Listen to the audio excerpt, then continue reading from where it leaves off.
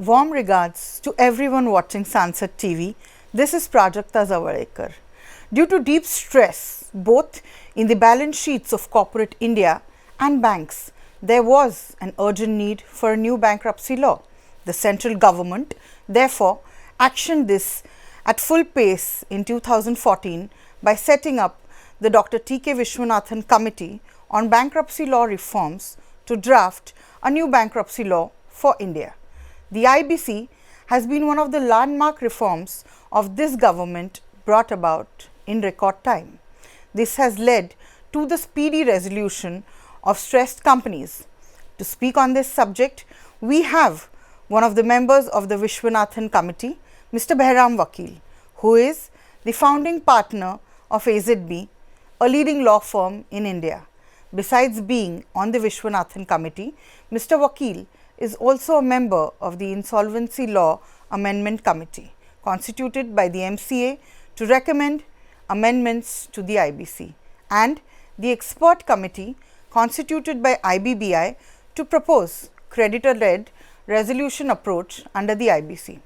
Finally, Mr. Vakil was also a member of the task force on the development of secondary market for corporate loans set up by the Reserve Bank of India in 2019. It's an honor to have you, sir. So Bahram sir, if I may ask, what were the driving factors leading to enactment of the IBC, say in terms of banking and corporate sector health? Thanks a lot. Thanks Prajakta, and thank you for this wonderful opportunity. I think, as you have just mentioned, that there was a deep stress, especially in the banking sector. The NPAs by RBI's own data was close to 10%. And I'm very pleased to say at the outset, today it is at a historic low of around 2%. So you can imagine, from 10 we have come down to 2. Wow. And then the corporate balance sheets also. So what we call twin balance sheet problem, that they were also under a lot of stress, way too much debt on several of the corporate balance sheets in several sectors. And as we know, our banking sector is, there's a huge chunk which is what we call the public sector banks. True. So when they are in a problem, the only person who has to fix it is the government. True. So there was a lot of concern, and this had to be fixed, and for this we desperately needed a new efficient law. Sir, but what are the basic principles underpinning the IBC, and how was it a major improvement over the previous, say, regimes, under the Companies Act and BIFR? So in a lighter vein, BIFR itself had almost become bankrupt. So, it was not even functioning for the time period. So there was a complete vacuum, which in a way created this mess. So that is why the government realized that this was really, really crucial. And I have to tell you, in record time, brand new law within 13 months. I think, Singapore, for example, took 3 years. And as you know, normally Singapore is the model of efficiency. So no country had done it that fast, and it was something that really worked out well, and it was the need of the hour. 13 months for such a landmark law. That's incredible, sir. Sir, but I'm tempted to ask, what was the impetus, behind RBI directing banks to initiate IBC against the largest corporate defaulters? Or how effective was the resolution process for, say, the large and complex cases? Sure. I'll just take a step back and say that, for the law which we drafted from scratch, naturally we looked at all the common law countries, so US, UK, Canada, Australia, etc. There were a few countries, Spain, Italy, that were looking at a new code, so we looked at that also. But to reiterate, in India, most of the money, over 80% of the money, was coming from banks. 80%? 80%, and the bond sector, unlike our equity sector, which is as efficient as any in the world, super deep. We've seen this great run in the markets. The bond sector, especially then, it has improved a little bit, but still ways to go. So the money coming from the bond sector was very limited. So one of the things we also wanted to know is that we cannot keep this focus so much on the banks to do the heavy lifting, especially areas like infrastructure, climate finance, etc. So this had to be one where the people in charge were the banks. After all, if it's their money, they should be in charge. True. And as we've said, and now the Supreme Court also has confirmed that the commercial wisdom they should have. After all, they are the gurus of commerce. The judges will leave it to them in terms of any matters of commerce. And so the what we call creditors committee, they will run the show, and a brand new professional called insolvency professional, he will be de facto the MD or CEO of the company. On day one, the defaulting debtor has to move aside. The insolvency professional becomes the day-to-day CEO, and if you will, the COC, creditors committee, becomes like a board of directors. So all key decisions are taken by them. So we were always what we call a creditor-led, creditor in charge. Unlike say America, they have what they call debtor in possession. So this was a unique part. We took best of international, but we tailored it to India's requirements. Now coming to your very good question, if there is a defaulting, and I want to emphasize on this, defaulting debtor, in reality it becomes you have to be defaulting for at least 18 months. Then you cannot take advantage because there will be a haircut, the banks will have to forego quite a lot, and then you can't get your company back where the banks have suffered when you are a defaulting. So first time ever, no other bankruptcy law has this. We had this famous section 29A, which said if you are a long-standing defaulting, also there are few others, a criminal conviction, insolvent, but the main thing was this default part. Then you cannot be part of the what we call CIRP, the resolution process. So this is how we took care of the moral hazard, that a person who has made his company go into this difficulty cannot take the benefit of that. And the banks and financial sector has really appreciated. And credit culture, the biggest benefit of IBC, credit culture of India has changed completely. That's incredible. So India is the only country to have such a... Absolutely. That's something to be really, really proud of. Fantastic. Amazing. So how has IBC dealt with the issue of preventing moral hazards and preventing the issue of defaulting promoters, regaining control over their companies at lower valuations? Yes, so exactly this section which I was talking to you about, this is the one that is detailed, and I have to tell you again in a way to show you the speed of the government and all arms of the government, including RBI and IBBI, our new regulator as well at that time, and the fantastic chairman Dr. Sahu. So within days, literally days, this new section came, and this protects the interests and protects the moral hazard. Interesting. And how effective you would say has the IBC been in resolution in terms of say recoveries, time taken and general creditor-lender behavior? So I should be a bit dispassionate here and not be biased. So I would say that a funny thing happened. I will just take a little moment to tell you. We took all this effort, government took all this effort. The law also, I have to say, was passed within 1 year, including JPC, everything. New regulator set up, new body of professionals, brand new professional set up. And then the banks were not using the law. So naturally, government and RBI were feeling, how is this? We take so much effort and nobody is using. I think maybe it was so novel, and the days were 330 days, so nobody believed also. I mean, in again lighter vein, people were saying, Bahram to bichara senile ho gaya hai. How things which were taking 6 years, 1 saal mein kaise hoga? Nowhere in the world is it happening. So then government and RBI decided this cannot work. We have to then give a push. and they gave RBI said the top 12 cases, largest cases, all in thousands of crores, SR, Bhushan, JP, all those, they will be pushed into IBC.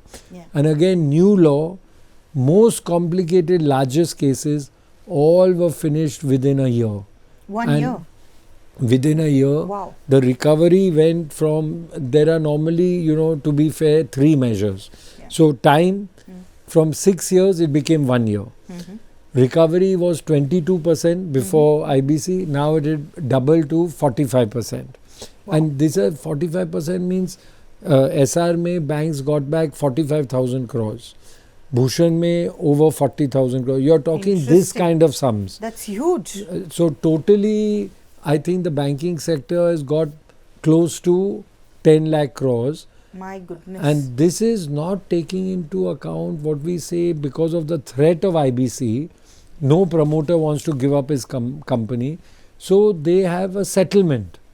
So if I include those settlements so that they retain their company, that will be again minimum 6-7 lakh crores. So together it has had this very good effect. So that is what happened. They pushed these 12 cases.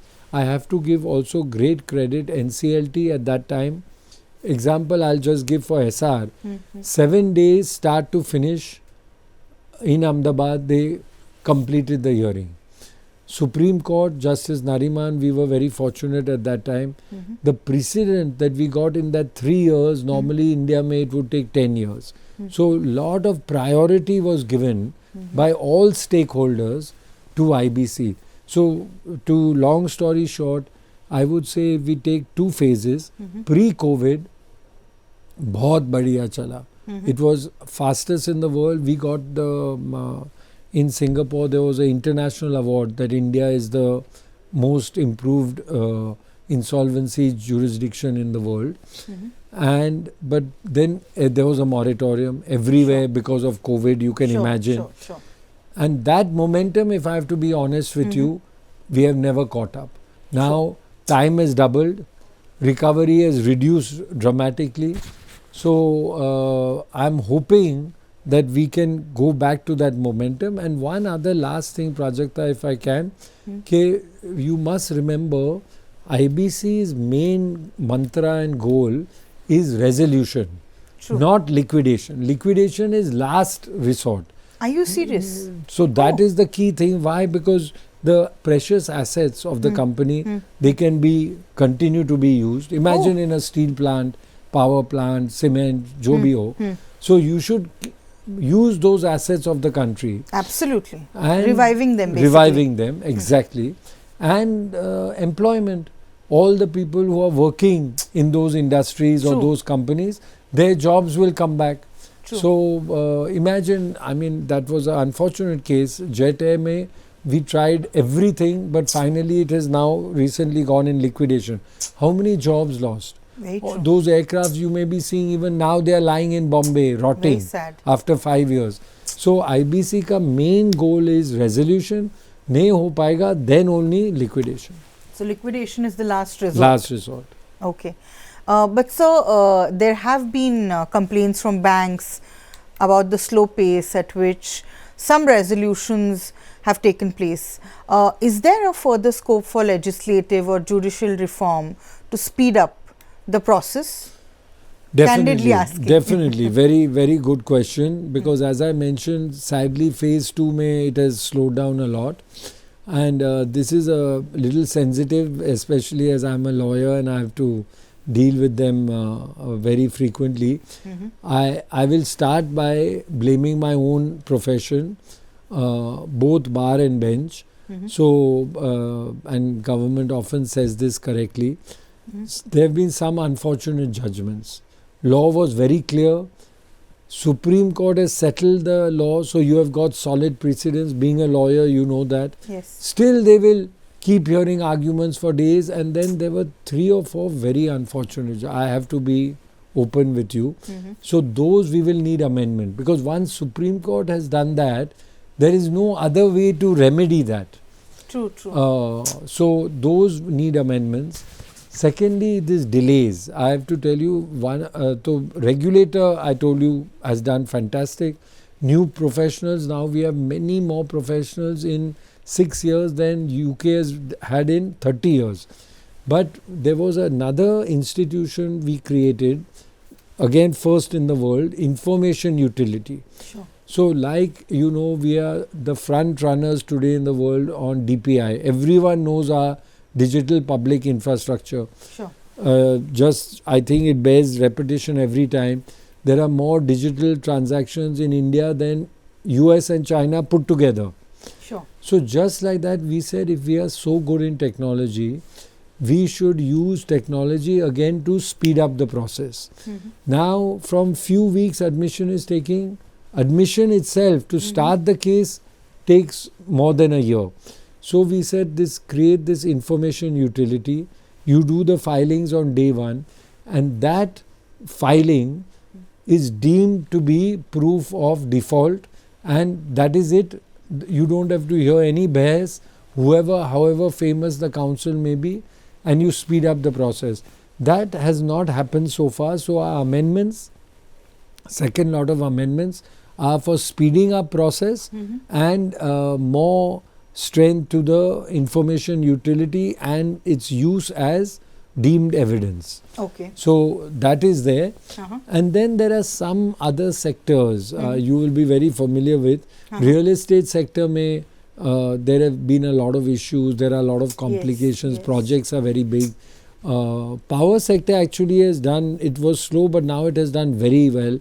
There are recent cases where again banks have recovered very well, we have saved the assets and the jobs. So wahan to ho raha hai. And then there are some which are big issues, I must say again, around the world. Cross-border insolvency. Oh yes. We had made a draft. I think government has to still consider and see what will be in our interest. And at some point, I think now, today India is strong enough. We have got 6 years experience. Sure. So we should at some point. Jet Air we had a lot of good ad hoc working relationship with the Dutch courts. So there have been cases, but it's not in the law. And the last one is group insolvency. Group insolvency also, the NCLT and courts have done a good job on ad hoc basis. I see. But I think we should have a good framework because we know reality is in many cases it's a group. I mean, Videocon is just one example. But therefore, you need these further improvements, and I am very confident. There's a very nice phrase I would like to use. Sure. Okay, you must fix your roof when the sun is shining. Barish ho raha hai, then it Very will be. true. So I think this is the right time for us because economic cycles is for a reason. At some point we will have some difficulties in some sectors.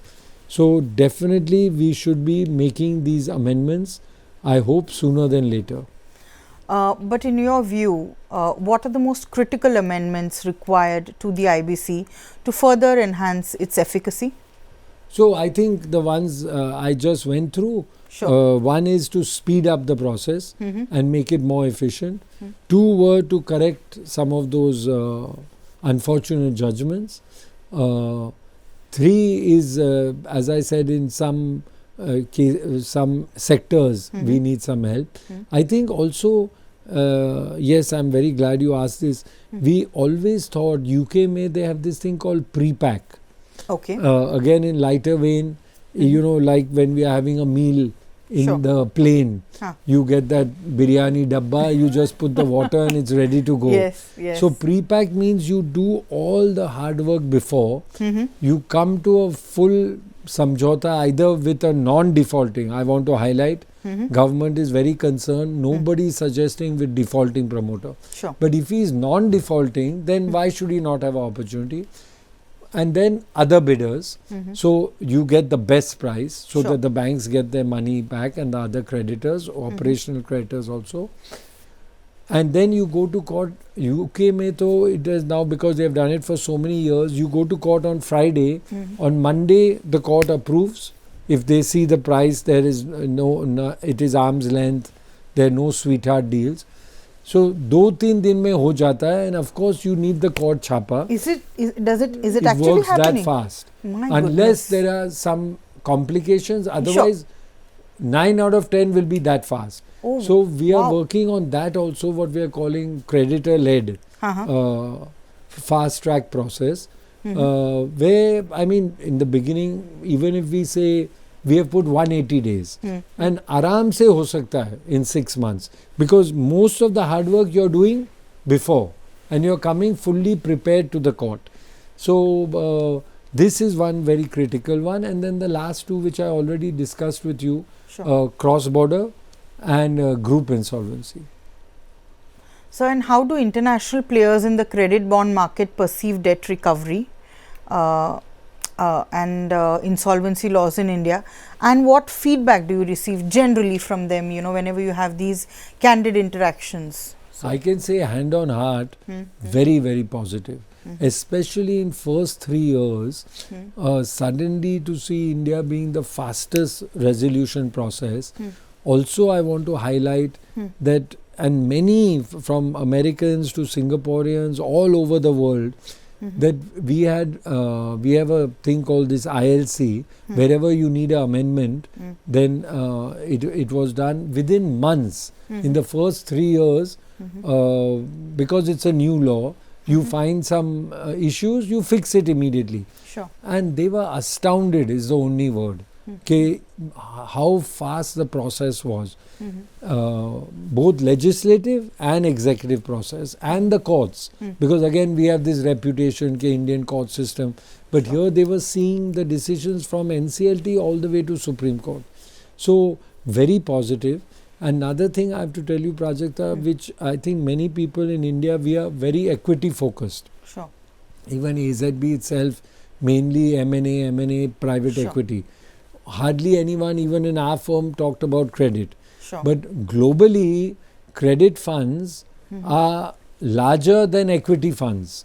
And India may, we need capital, again as I was saying, for infrastructure, for climate change. As some people say, why we are such an exciting country, we have built 30%, 70%, or we still need to build. So we need capital, both equity and debt, so which is another word for credit. So having these credit funds with such a positive attitude, and best proof of putting, the top 10 are now have offices in India. In every major transaction, you will see the same Oaktree, Varde, Cerberus, all these guys, they are already in India. Only thing is, for a country of our size, it cannot be 10. We should have 50 of them in India. So, very positive. This, as I say, recent delays, if we can just sort out, we could raise billions of dollars on, just like FDI. We should focus on the credit flows also, though I know we are conservative about debt. So thank you so much. That's been truly enlightening, and it's a personal privilege and honor, because you have been a mentor. So thank you. Thank you. Thank you so much. Thank you so much. Thank you for the opportunity.